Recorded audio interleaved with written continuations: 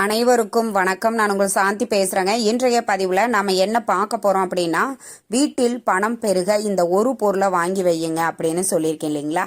அப்படி என்ன பொருளை நம்ம வாங்கி வைக்கணும் அப்படிங்கிறத பற்றி தான் இந்த பதிவில் நாம் தெளிவாக பார்க்க போகிறோம். வாங்க வீடியோக்குள்ளே போகலாம். இப்போ பார்த்தீங்கன்னா, பணம் அப்படிங்கிறது நம்மளுக்கு எல்லாருக்குமே இப்போ இருக்கக்கூடிய காலகட்டத்தில் ரொம்பவே முக்கியம். இந்த பணம் எவ்வளவு வந்தாலும் பத்தாது அப்படின்னு தான் நம்ம சொல்லுவோம் இல்லைங்களா? ஏன்னா இப்போ இருக்கக்கூடிய காலகட்டத்தில் பணம் இருக்கிறவன் தான் ராஜா, பணம் இருக்கிறவங்களுக்கு தான் மரியாதை, பணம் இருக்கிறவங்களுக்கு தான் எல்லா வசதியும் அப்படிங்கிற ஒரு காலகட்டத்தில் நம்ம வாழ்ந்துக்கிட்டு இருக்கோம். அப்படி எல்லாருக்குமே இந்த ஒருத்தர் கையில இருந்து ஒருத்தர்கிட்ட உருண்டோடிக்கிட்டு இருக்கக்கூடிய இந்த பணம் நிரந்தரமாக யாராவது ஒருவர்கிட்ட தங்குமா அப்படின்னா தங்காது. தேவையான அளவு இப்போவும் பணம் இல்லாமல் ரொம்ப ரொம்ப கஷ்டப்பட்டுட்டு இருக்கிறாங்க.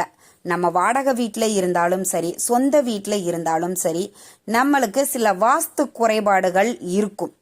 ஏன்னா கோவிலில் மட்டும்தான் 100% வாஸ்துப்படி அமைப்பாங்க. இந்த வீடுகளில் பார்த்தீங்க அப்படின்னா ஏதாவது ஒரு வாஸ்து குறைபாடு அப்படிங்கிறது இருக்கும். என்னதான் நாங்கள் வாஸ்து பார்த்து பார்த்து கட்டினோம்மா, ஆனால் இவர் இப்படி சொல்கிறாரு, அவருக்கு போனால் அவர் இதை மாற்றணும்னு சொல்கிறாரு, பாத்ரூம் இந்த இடத்துல இருக்கக்கூடாதுன்னு சொல்கிறாங்க, பூஜை ரூம் இந்த இடத்துல இருக்கக்கூடாதுன்னு சொல்கிறாங்க. இப்படி நீங்கள் நிறைய இந்த வாஸ்து சாஸ்திரப்படி நம்மளுக்கு இதெல்லாம் இருக்கணும், இதெல்லாம் இருக்கக்கூடாது, இது இந்த இடத்துல இருக்கணும், இது அந்த இடத்துல இருக்கணும், இப்படி நிறைய நீங்கள் பார்த்துருப்பீங்க. ஆனால் நீங்கள் எதையுமே மாற்ற வேண்டாம். நீங்கள் நான் சொல்லக்கூடிய இந்த ஒரு பொருளை மட்டும் வாங்கி வையுங்க வீட்டில். அதுக்கப்புறம் பாருங்க, உங்கள் வாழ்க்கையே தலைகீழாக மாறும். நம்ம வாழ்க்கையில் நம்மளுக்கு பணம், நம்ம என்ன முயற்சி செய்கிறோம், வேலைக்கு போகிறோம், சம்பாதிக்கிறோம், நல்ல வேலையில் தான் இருக்கிறேன், நல்ல சம்பளமும் தான் நான் வாங்குறேன், ஆனால் அந்த வாங்குகிற சம்பளம் தங்குதா அப்படின்னா கிடையாது. வர்ற இடம் தெரியாமல் போயிடுது. இங்கே வாங்குகிறோம், அங்கே வாங்குகிறோம், இதை வாங்குகிறோம், அதை வாங்குகிறோம், அவனுக்கு கொடுக்கணும், இவனுக்கு கொடுக்கணும் அப்படின்னு தேதி 20 வர்றதுக்குள்ளாரையே நம்மளுக்கு நம்ம கையில் இருக்கக்கூடிய பணம் காலி ஆயிடுது. இப்படிப்பட்ட பிரச்சனைகளில் இருக்கக்கூடியவர்களுக்கு வீடுகளில் வாஸ்து குறைபாடும் இருக்கும். அந்த வீட்டில் எவ்வளவுதான் நம்ம சம்பாரித்து கொண்டு வந்து வச்சாலும் அந்த வீட்டில் பணம் அப்படிங்கிறது தங்காது. அப்போ நம்ம என்ன பண்ணணும்? அம்மா நாங்கள் சொந்த வீடு கிடையாது. இப்போ நிறைய பேருக்கு அந்த ஒரு பிரச்சனையும் இருக்கும். நாங்கள் இருக்கிறதே வாடகை வீடு, இதை பூஜை ரூம் இந்த இடத்துல வைக்கக்கூடாது, பாத்ரூம் இந்த இடத்துல இருக்கக்கூடாது, பூஜை அறை இப்படி இருக்கக்கூடாது அப்படின்னு சொல்கிறாங்க. இதையெல்லாம் மாற்றி வைக்கிறது இது என்னங்க சொந்த வீடாமா அப்படின்னு நிறைய பேருக்கு பிரச்சனை இருக்குது. அப்போ நம்ம வாடகை வீடுகளிலே இருந்தாலும் சில வாஸ்து குறைபாடுகள் அந்த வீட்டில் இருப்பினும் அப்போ நான் சொல்லக்கூடிய இந்த ஒரு பொருளை வாங்கி வைங்க. அம்மா வாஸ்து குறைபாடு இருக்கிற வீடுகளில் தான் வாங்கி வைக்கணுமா, நாங்கள்லாம் வாங்கி வைக்கக்கூடாது அப்படின்னா, பணம் யாருக்கெல்லாம் தேவைப்படுகிறதோ அவங்க அனைவரும் இந்த ஒரு பொருளை நீங்கள் வாங்கி வைக்கலாம். இது ஏன் வாஸ்து குறைபாட்டிற்கும் சொல்கிறோம் அப்படின்னா, இந்த ஒரு பொருளை நீங்கள் வீட்டில் வாங்கி வைக்கும் பொழுது பணத்தடை பணத்தோஷங்களை நிவர்த்தி பண்ணி அந்த வீட்டில் பணத்தை தங்க வைக்கும். சில வாஸ்து குறைபாடுகள் இருந்தாலும் அதை சரி செய்து உங்கள் வாழ்க்கையை முன்னேற்றக்கூடும். அதனால தான் இந்த ஒரு பொருளை உங்கள் வீட்டில் வாங்கி வையுங்க அப்படின்னு நான் சொல்கிறேன். அதே மாதிரி பார்த்தீங்க அப்படின்னா, நிறைய பேர் ஓன் பிஸ்னஸ் பண்ணிட்டு இருப்பாங்க. அவங்களுக்கு பார்த்தீங்க அப்படின்னா படிப்படியாக வருமானம் குறைந்து கொண்டே போய் அந்த தொழிலே செய்ய முடியாத ஒரு நிலைமைக்கு கூட வந்திருப்பாங்க. இதெல்லாம் பார்த்தீங்கன்னா அந்த வீட்டு தலைவனுக்கு தொழில் அமையாதவாறு அதில் சில வாஸ்து குறைபாடுகள் உங்கள் வீட்டில் இருக்கும். அப்போ நீங்கள் என்ன பண்ணுங்க, இந்த ஒரு பொருளை மட்டும் உங்கள் வீட்டில் வாங்கி வைங்க. அம்மா ஒரு பொருள்னு நிறைய சொல்கிறீங்க, அப்படி என்ன பொருள் அப்படின்னா, மீன் சிலை.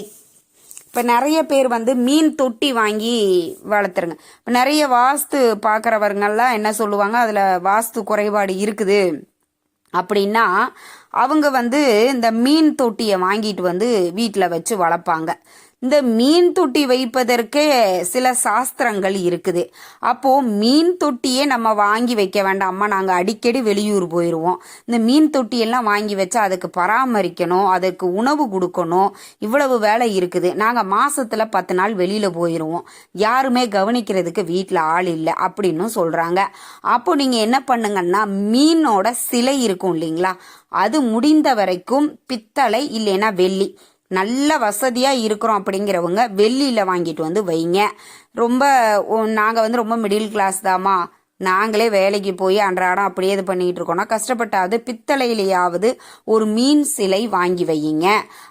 அதுவும் இல்லை, எங்களுக்கு அந்த அளவுக்கெல்லாம் வசதியே இல்லை, நாங்கள் இன்னும் ரொம்ப ரொம்ப கஷ்டப்பட்டு கொண்டு இருக்கிறோம் அப்படின்ட்டு இருக்கிறவங்க மீன் ஓவியம், இப்போலாம் ஸ்டிக்கர்லாம் விற்கிறாங்க இல்லைங்களா, மீன் ஓவியமாக மீன் வரைஞ்சி அப்படியே விற்கிறாங்க. அது கூட நீங்கள் வாங்கிட்டு வந்து உங்கள் வீட்டில் வைக்கிறீங்க. அப்படிங்கப்ப உங்கள் வீட்டில் இருக்கக்கூடிய வாஸ்து குறைபாடுகள் நீங்கி அந்த வீட்டில் செல்வ செழிப்பு பணப்புழக்கங்கள் அதிகரிக்கும் அப்படின்னும் சொல்லப்பட்டிருக்கு. கண்டிப்பாக இந்த ஒரு பொருளை வந்து வாங்கிட்டு வந்து நீங்கள் வீட்டில் வைங்க. நான் வந்து 3 சொல்லியிருக்கேன். ஒன்று, நல்ல வசதியாக இருக்கிறவங்க வெள்ளியில் மீன் சிலை வாங்கி வைங்க.